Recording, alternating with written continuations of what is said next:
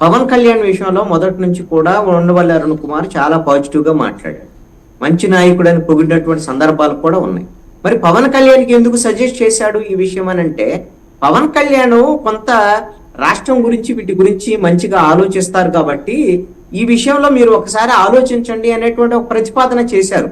చంద్రబాబు నాయుడికి ప్రతిపాదన చేయలేరు కదా, చంద్రబాబు నాయుడికి చేయలేదు. ఎందుకు చేయడం అంటే చంద్రబాబు నాయుడు ఎలాగో పట్టించుకోడు కాబట్టి.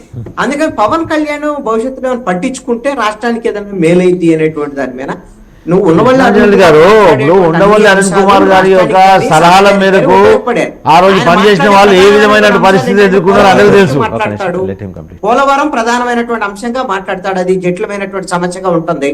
అదే విధంగా రాష్ట్ర విభజనకు సంబంధించినటువంటి అంశం, రాష్ట్ర విభజన ద్వారా మనకు రావాల్సినటువంటి అంశాలు, ఉక్కు ఫ్యాక్టరీ, విశాఖ ఉక్కు ఫ్యాక్టరీ గురించి ఇలాంటి అంశాలు ఎక్కువ మాట్లాడతాడు. తన సొంత పోరాటానికి సంబంధించినటువంటి విషయంలో మార్గదర్శికి సంబంధించినటువంటి